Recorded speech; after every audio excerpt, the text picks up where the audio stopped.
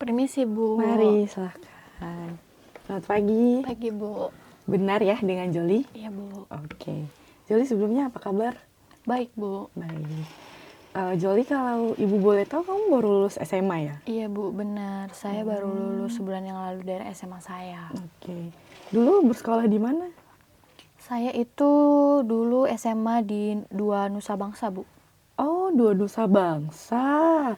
Ya, dulu Ibu juga sempat jadi guru BK di sana. Oh iya, Bu. Iya, guru matematikanya di sana kalau nggak salah Ibu Ros ya? Iya, Bu, Ibu Ros. Ibu Ros juga pernah jadi wali kelas saya saat kelas 10, Bu. Oh gitu, iya dulu soalnya saya sama Ibu Ros tuh deket banget di sekolah.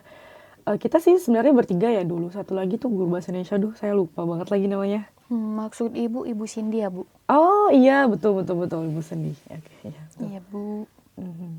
Oke Joli, saya sebagai konselor kamu akan mendampingi kamu selama proses konseling ini.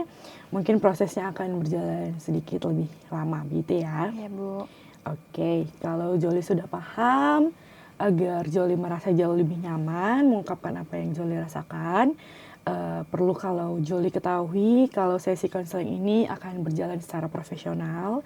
Saya sebagai konselor memiliki kode etik yang mengharuskan saya untuk tidak menceritakan masalahmu kepada siapapun tanpa seizinmu. Begitu ya? Baik, Bu. Oke. Nah, Joli, karena Joli memutuskan untuk melakukan konseling ini dengan saya, berarti artinya Joli memiliki beban yang ingin coba kita selesaikan gitu ya. Coba kamu jelaskan apa yang sekiranya memberatkan hatimu. Tidak apa Joli, kamu bisa mengambil waktu agar sedikit lebih tenang. Maaf ya, Bu, saya merasa masih belum bisa cerita. It's okay. Kalau misalnya Joli sudah menjadi lebih baik, jauh lebih baik perasaannya, kamu bisa mulai cerita ya. Iya, Bu. Oke. Saya sudah merasa lebih baik, Bu. Oke. Baik, kamu bisa melanjutkan ceritamu. Jadi saya sudah mengurung diri di kamar selama 10 hari, Bu. Jadi Joli sudah mengurung diri di kamar selama 10 hari. Iya, Bu. Oke. Kalau Ibu boleh tahu, alasan Joli mengurung diri di kamar apa? It's okay, Joli. Kita pelan-pelan saja ya. Iya, Bu. Oke. Sudah feel better? Sudah, Bu. Oke. Selama Joli mengurung diri di kamar, Joli ngapain aja? Saya cuma menggambar, Bu. Baik, berarti Joli suka menggambar ya? Iya, Bu. Nah, kalau Joli suka menggambar, bagaimana kalau Ibu menawarkan art terapi sebagai pendekatan konseling kita kali ini? Emang bisa ya, Bu? Bisa. Sebelumnya apakah Joli bawa semua gambar Joli? Bawa kok, Bu. Saya selalu bawa bukunya. Boleh Ibu lihat? Boleh, Bu. Oke. Jadi Joli selalu bawa kemana aja ya? Iya, Bu. Oke. Nah, kita lihat sama-sama ya, Jol. Iya, Bu. Oke.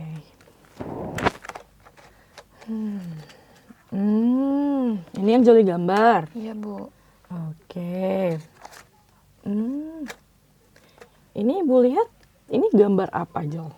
Jadi ini saya menggambar rumah yang penuh warna, tapi dengan satu orang dengan bayangan hitam, Bu. Mengapa kamu memutuskan untuk menggambar ini? Karena siluet hitam ini saya anggap sebagai kegagalan diri saya, Bu.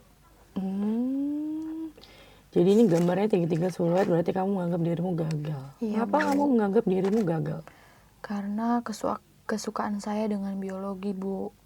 Saya sudah bercita-cita menjadi dokter sejak kecil, Bu. Tapi saya gagal.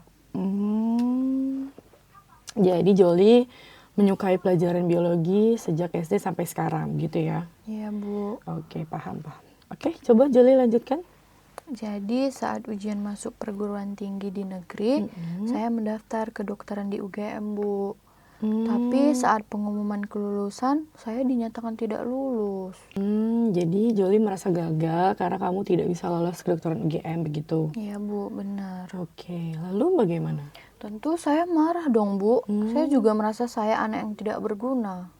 Oke, Joli kesal, Joli marah karena rasanya semua usahamu sia-sia begitu ya? Iya, Bu, benar. Oke, Ibu paham. Lalu bagaimana dengan universitas yang lain, Jol? Apakah kamu tidak mencobanya? Tidak, Bu. Karena saya sangat ingin berkuliah di Jogja, makanya saya memilih di UGM. Jadi Joli pengen banget kuliah di Jogja, makanya ambil UGM gitu Iya, ya. Bu. Oke. Coba Joli lanjutkan. Gimana ya, Bu? Saya tuh merasa semua usaha saya sudah maksimal. Tetapi tetap saja saya tidak bisa lulus. Wajar kan, Bu, kalau saya marah? Oke. Saya mengerti perasaan. Makanya itu, Bu, saya tidak mau keluar kamar. Karena ya gimana, Bu, teman-teman saya tahu saya anak yang pintar, jadi saya malu, Bu. Jadi Joli merasa usahamu sia-sia, dan karena kamu gagal masuk kedokteran UGM, kamu malu gitu berhadapan dengan teman-temanmu Iya, gitu. Bu, benar sekali. Oke Joli, sekarang Ibu sudah paham nih permasalahan yang Joli alami. Sekarang menurut Joli apa yang bisa kita pecahkan bersama? Oke, kalau masih terlalu complicated pertanyaannya, Ibu ubah aja. Apa yang ingin kamu ubah dari dirimu setelah mengalami permasalahan ini? Setelah berkonseling ini, saya berkeinginan lebih bisa menerima kenyataan bahwa memang saya tidak bisa lolos di UGM, Bu. Bagus. Ibu sangat menyukai jawabanmu. Ini bisa membuat proses konseling kita jadi jauh lebih baik ya, Jol. Makasih, Bu. Nah, oke. Joli, sebelumnya saya coba rangkum dulu ya pembicaraan kita dari awal ya. Iya, Bu. Jadi Joli memutuskan untuk melakukan konseling.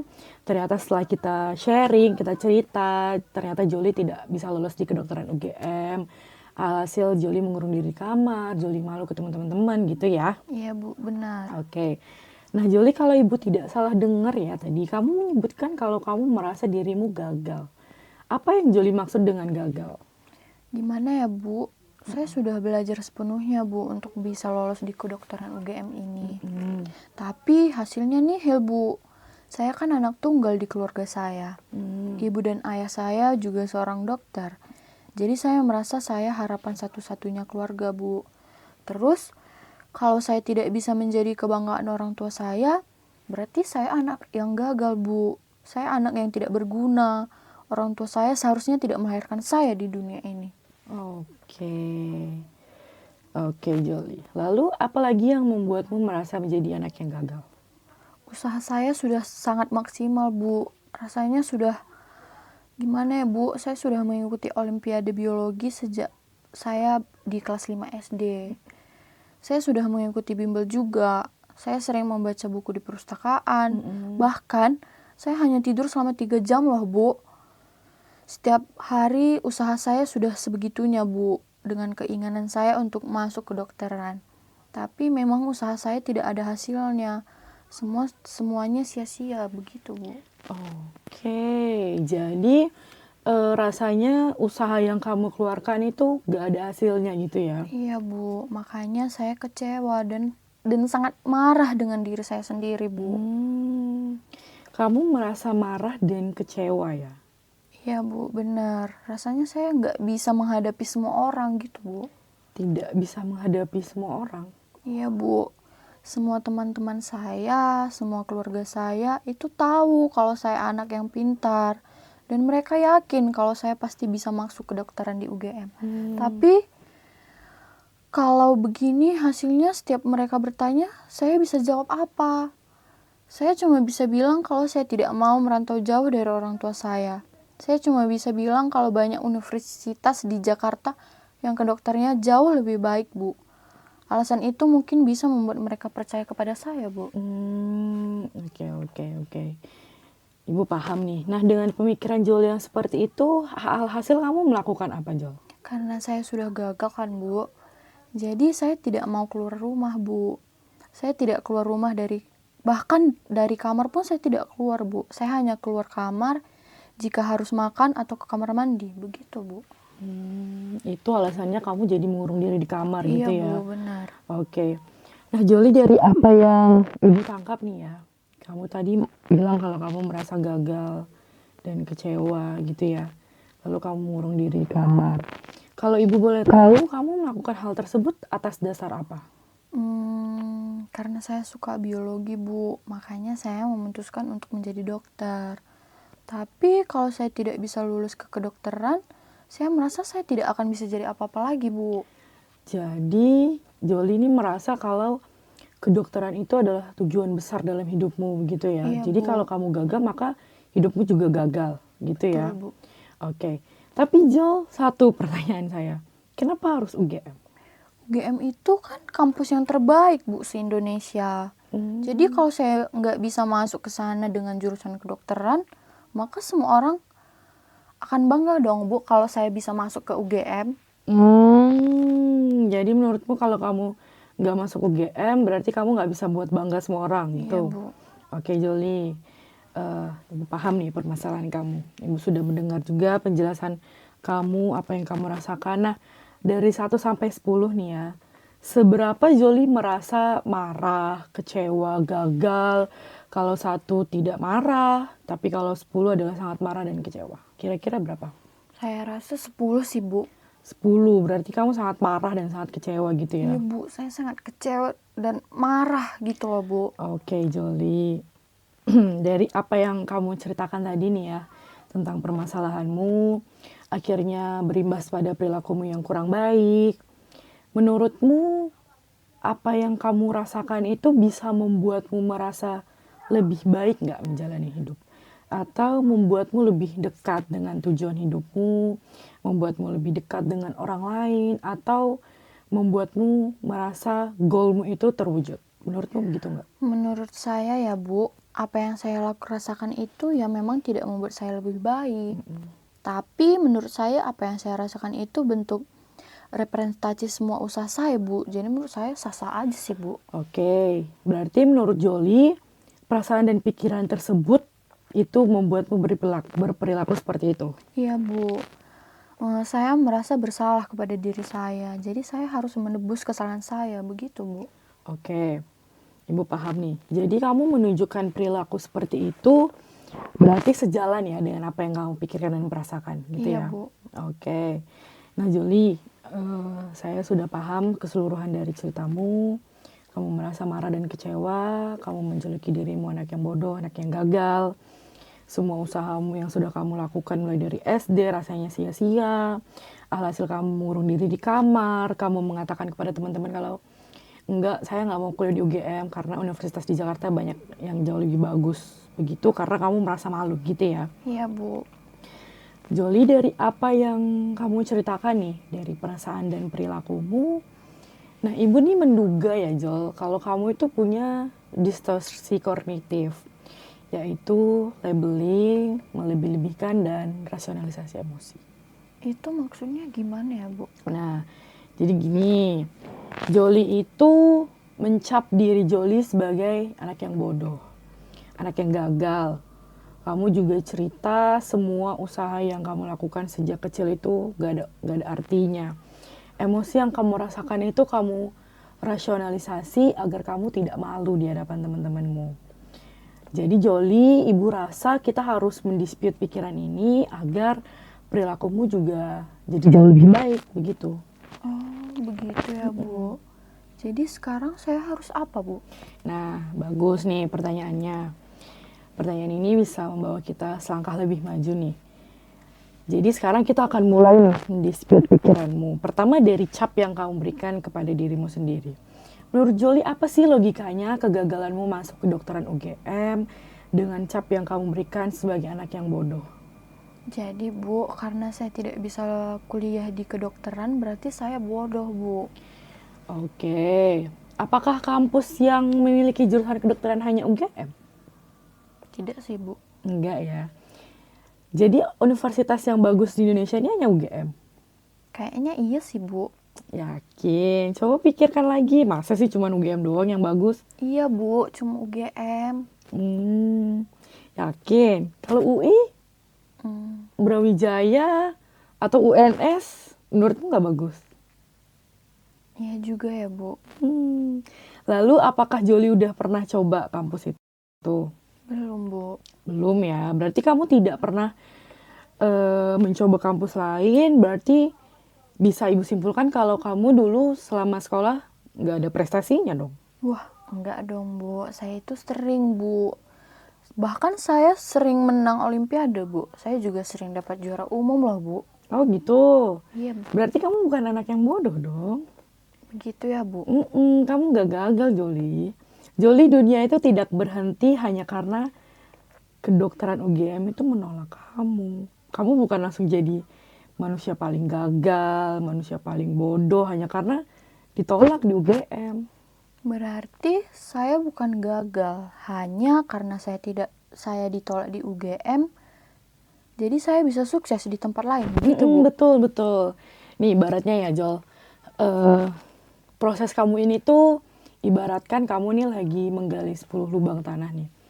Nah, 10 lubang ini tuh kamu mencari satu berlian di dalamnya. Kita kan nggak tahu nih ya di lubang mana yang ada berliannya.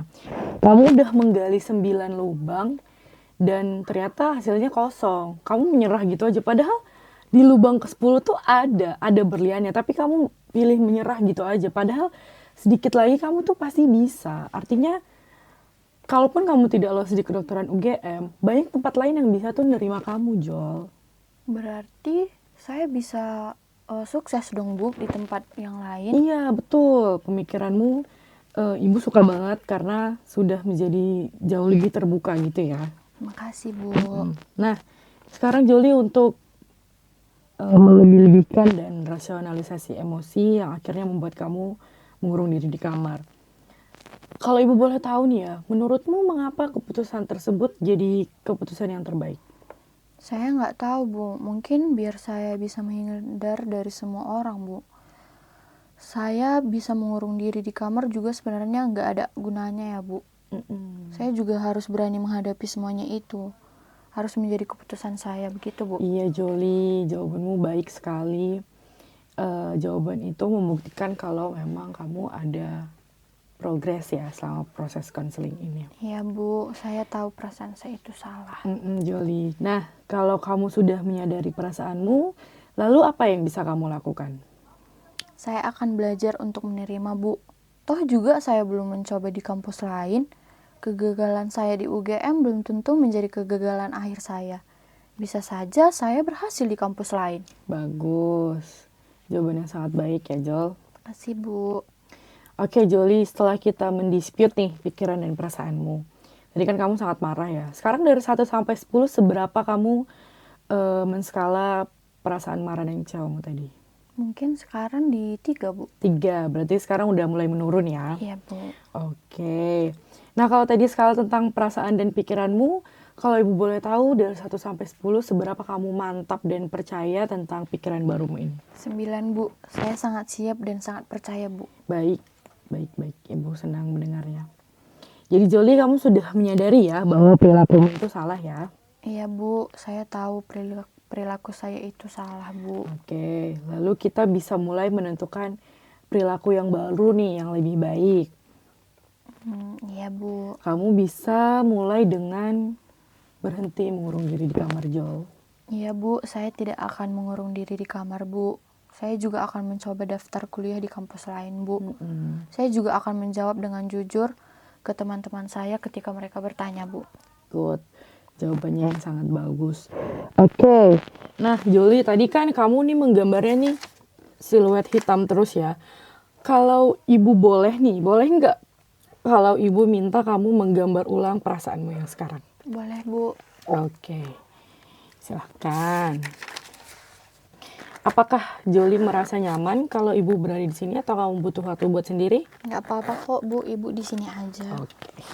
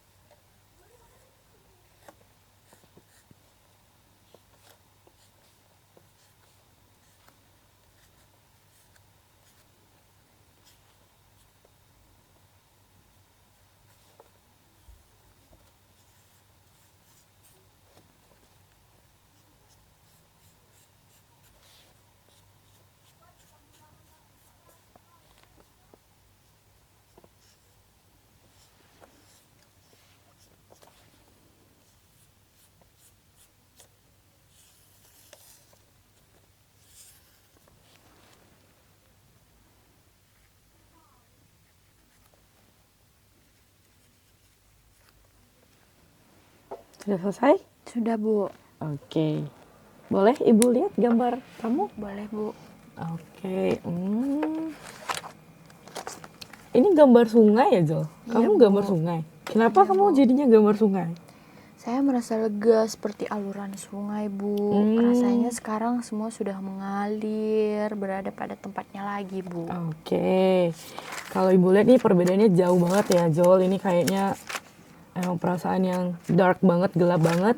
Ujungnya kamu jadi gambar sungai gitu ya. Iya, Jadi Bu. kamu udah merasa jauh lebih baik ya. Iya, Bu. Oke, Joli. Selama konseling kamu sudah mengikuti dengan sangat baik. Kamu sudah menunjukkan progres yang cukup baik ya.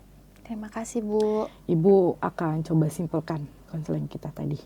Nah, jadi Joli datang dengan permasalahan bahwa Joli ditolak di UGM, khususnya di jurusan kedokteran. Alhasil Joli melabel dirimu dengan anak yang bodoh, anak yang gagal. Lalu Joli malu mengakui kalau kamu tidak lulus kedokteran UGM. Akhirnya kamu mengurung diri di kamar. Ternyata setelah kita telaah lagi, Joli memiliki distorsi kognitif, yaitu labeling, rasionalisasi emosi, dan melebih-lebihkan. Kita sudah mendispute pikiran ini. Tadi juga Joli sudah menuangkan perasaanmu dalam bentuk gambar sungai.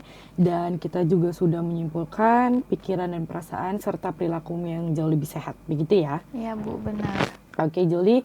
Nggak terasa nih kita udah ada di akhir sesi konseling. Ibu sebagai konselor kamu mengucapkan terima kasih banyak karena Joli sudah mengikuti konseling dan menunjukkan perkembangan yang signifikan. Iya, Bu. Oke, mungkin perilaku barumu ini akan sedikit lebih susah dilaksanakan ya, Jol. Tapi Ibu yakin kamu bisa bangkit kembali. Perilaku dan perasaan yang baru sudah kamu putuskan. Mungkin di awal emang kelihatannya agak sulit, kamu mungkin agak ragu, but it's okay. Kalau kamu butuh tempat buat cerita, kamu bisa datang lagi ke Ibu atau kita bisa sharing di tempat lain. Begitu ya, Ibu tunggu kabar baik dari kamu ya. Iya, Bu. Makasih, Oke. Bu. Oke. Jadi kalau begitu saya pamit ya, Bu. Iya, Joli, terima kasih. Ya, Bu. Silakan. Permisi ya, Bu.